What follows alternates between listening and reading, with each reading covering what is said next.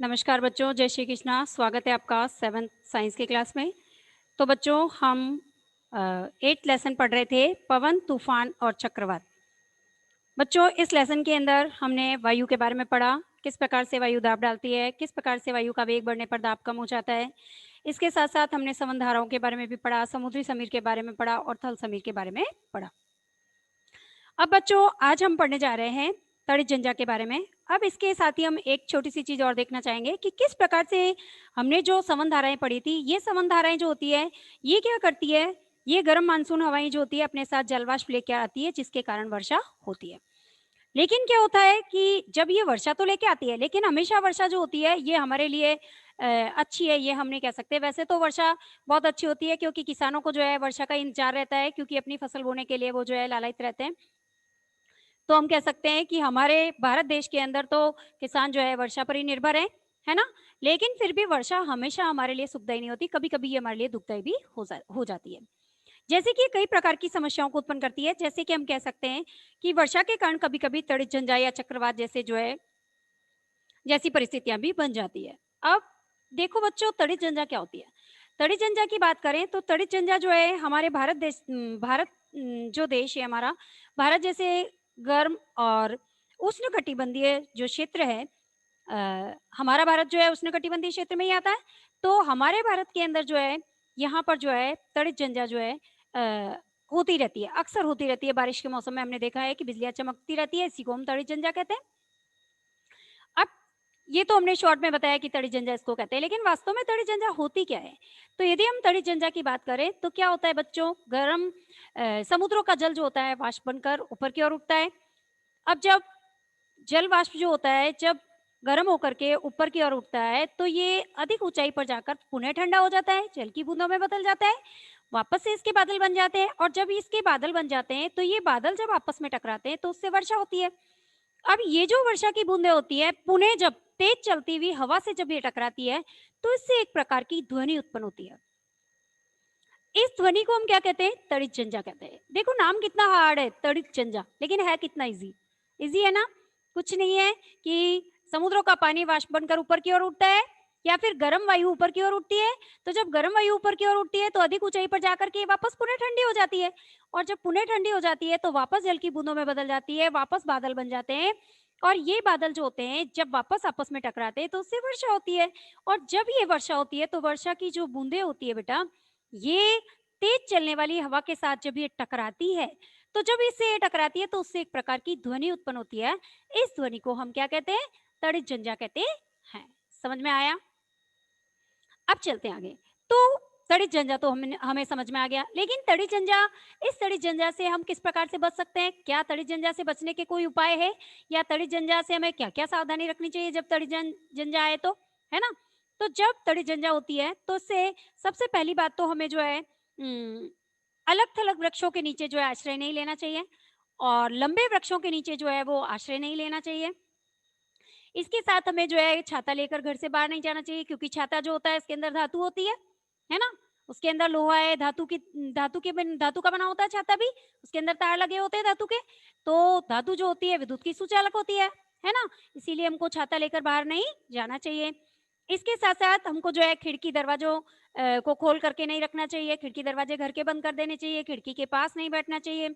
इसके साथ-साथ यदि हम कार और किसी बस में है या गाड़ी में है तो हमें उसके अंदर ही रहना चाहिए, बाहर नहीं निकलना चाहिए। और यदि घर से बाहर हैं तो हमें जल्दी से किसी इमारत या अपने घर में चला जाना चाहिए, बाहर हमें नहीं रहना है ना? इसके साथ-साथ यदि हम जल के अंदर हैं यदि, तो हमें जल से बाहर निकल जाना चाहिए, और जल से हमें किसी प्रकार का कोई भी कार्य नहीं करना चाहिए जब तड़ित झंझा होती है। समझ में आया?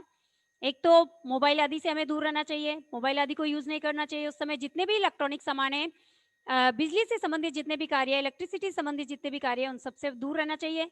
जल से दूर रहना चाहिए, है ना? धातुओं से दूर रहना चाहिए, घर से बाहर नहीं निकलना चाहिए, और छाता लेकर बाहर नहीं जाना चाहिए। तो विभिन्न प्रकार की सावधानियाँ हम रख सकते हैं तड़ित झंझा से के समय। तो बहुत ही अच्छा प्रश्न बनता है कि तड़ित झंझा किसे कहते हैं?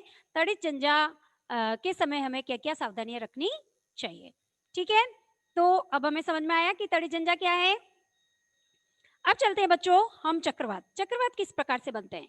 चक्रवात की यदि हम बात करें बच्चों, तो हमने अभी देखा था कि बादल बनने से पहले जल जो होता है क्या करता है, वायुमंडल से वाष्प को लेता है, वायुमंडल से ऊष्मा को लेकर के वाष्प बन जाता है, और ये वाष्प जो होती है ऊपर की ओर उठती है।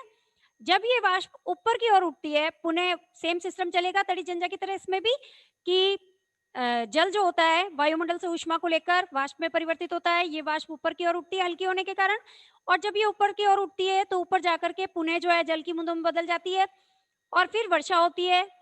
तो जब वर्षा होती है तो ये वर्षा, जब बादल फटते हैं और जब वर्षा होती है तो ये वापस से ऊष्मा को निर्मुक्त करती है।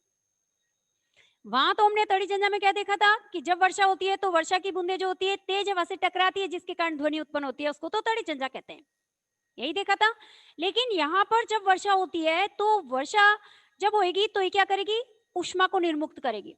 अब ये ऊष्मा क्या करेगी, अपने आसपास की वायु को पुनः गर्म कर देगी, और ये वायु पुनः जो है गर्म होकर ऊपर की ओर उठेगी, है ना। और फिर वापस से जो है वही बादल बनेंगे, फिर वर्षा होगी, फिर ऊष्मा निर्मुक्त करेगी, फिर अपने आसपास की वायु को गर्म करेगी, फिर ऊपर की ओर उठेगी। तो ये प्रक्रम निरंतर जो है वो चलता रहता है।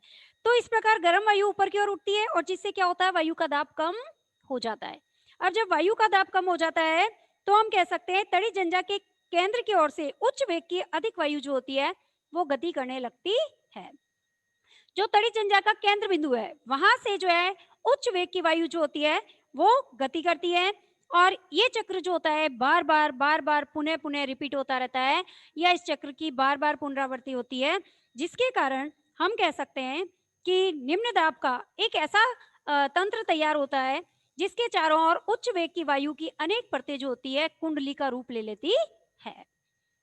अब हम कह सकते हैं कि जो जंजा का केंद्र बिंदु है या नेत्र है, उसके चारों ओर जब उच्च वेग की वायु की कई परतें कुंडली का रूप ले लेती है, तो ये जो कुंडलियां होती है वायु की, यही क्या कहलाती है, चक्रवात कहलाती है।